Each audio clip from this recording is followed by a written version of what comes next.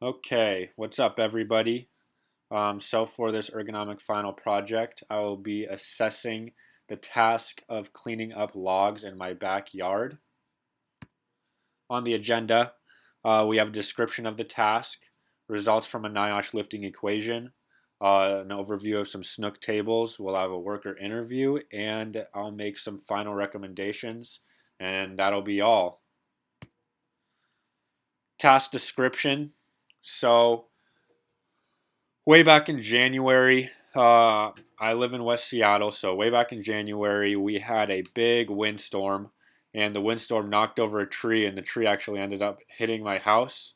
So the next morning, we had a tree removal service come and remove the tree from our house and chop it up into logs that are manageable and we can eventually move and stack elsewhere, maybe store it for firewood, maybe sell it, whatever we need to do with it.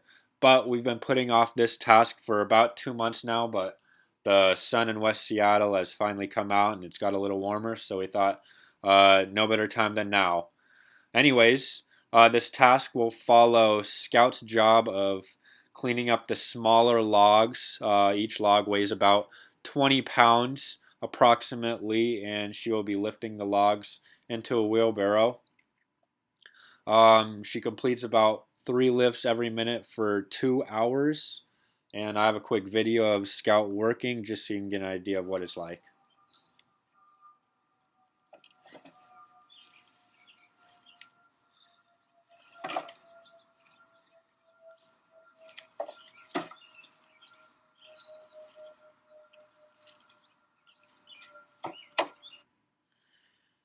That's really all there is to it. She's just picking up the logs and dropping them into a wheelbarrow. Onto the NIOSH lifting equation. On the left side, we have a picture of the origin of Scout's lift, and on the right side, we have the destination of this worker's lift. So, looking at the origin picture, we can see that the distance is 24 inches because the wheelbarrow is 24 inches high and she is lifting the logs from the ground, so her vertical distance is 0 inches right now. Each log weighs 20 pounds and her hands are placed about 12 inches from her body at the origin. Onto the destination, we can see that her vertical distance changes to 24 inches because now she is at the top of the wheelbarrow and placing it inside. She's added about a 45-degree torso twist, so a little asymmetry into her lift. And she has increased her horizontal distance of her hands to her body from 12 inches to 17 inches. Next, here's my work for this NIOSH lift equation. Looking at the left side, the origin. Uh, Top table, that's just how I found my multipliers.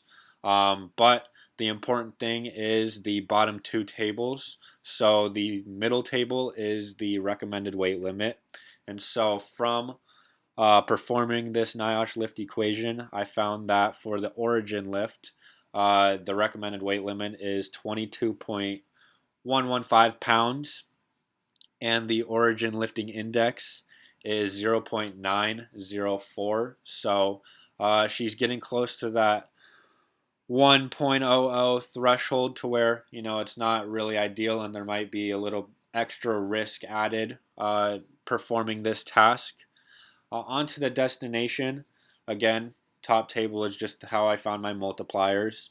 The middle table, that's the recommended weight limit. And so my work with the NIOSH lift equation found that at the destination of the lift, the recommended weight limit is about 16 and a half pounds. And the origin or the destination lifting index, that table has a typo, but it is 1.215.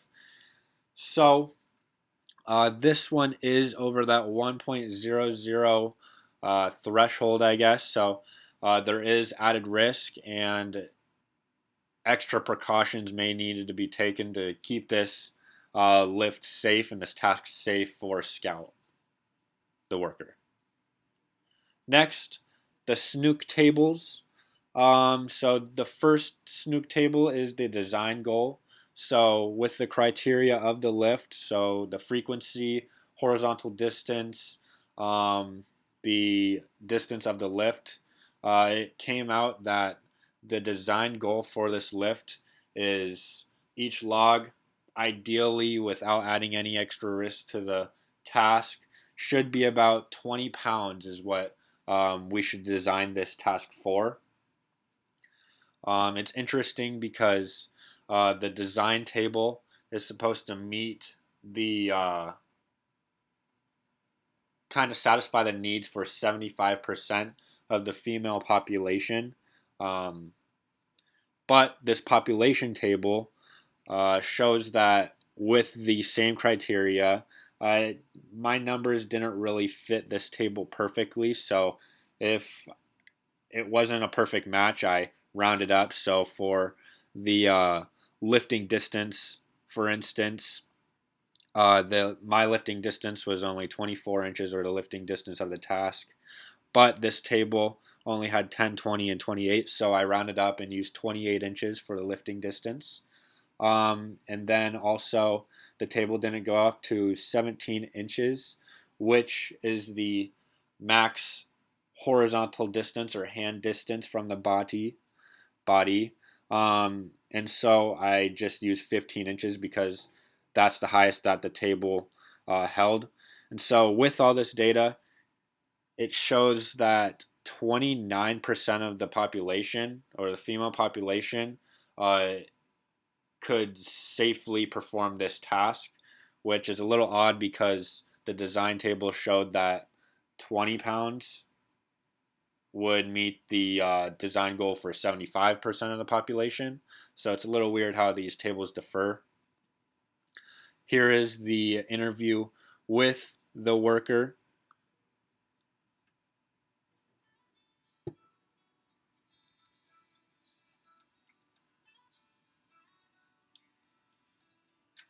Yeah, this job definitely caused a lot of strain on my back.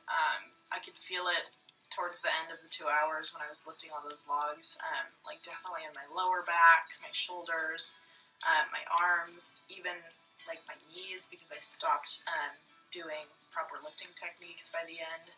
So yeah, it caused a lot of tension in my back.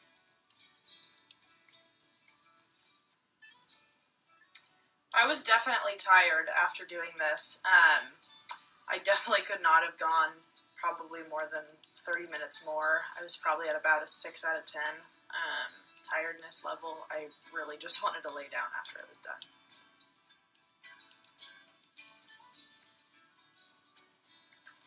Yeah, I think having two people lift these logs would definitely have helped. They're heavy. And I also think like the company that we hired to begin with should have come to haul these logs out. I would have definitely paid extra for that, so that I didn't have to do it myself.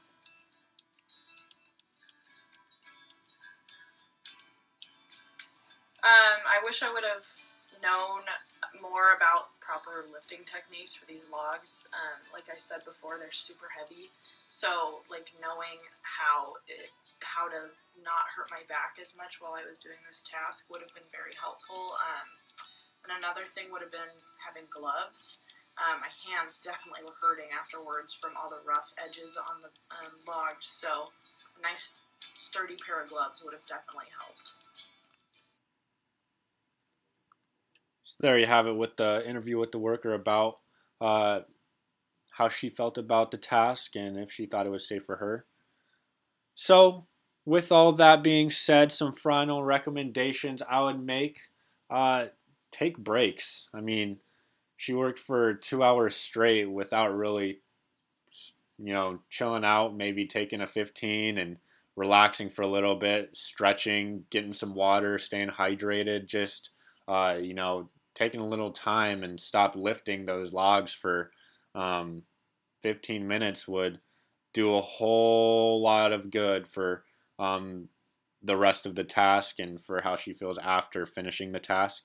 Next would be she could use a little training on proper lifting technique. She mentioned it in the interview that she has never really learned how to lift properly. And so when you're lifting even if it's just 20 pounds, if you're doing it, you know, 3 times a minute for 2 straight hours, there's a little bit of wear and tear on the back there. As she said, she was sore. Next, so some gloves, they always help. The logs were a little wet. Um, some extra gloves could add some grip. It could minimize the wear and tear on the hands. Obviously, logs don't have handles, so I mean, they're not that easy to pick up, for 2 hours straight. And lastly, so we saw towards the destination of her lift, she had a 45-degree torso twist. So if she just squares up to the wheelbarrow, even if that means taking one step back further away from the wheelbarrow, squaring up to it, picking up the logs, and stepping towards the wheelbarrow as she places it in will eliminate that torso twist, and it could potentially decrease the horizontal distance from the hands to the body. And both of these would for sure decrease the tension that she feels on her lower back, and it would um, decrease the strain that she puts on her body throughout this task. That's really all I have.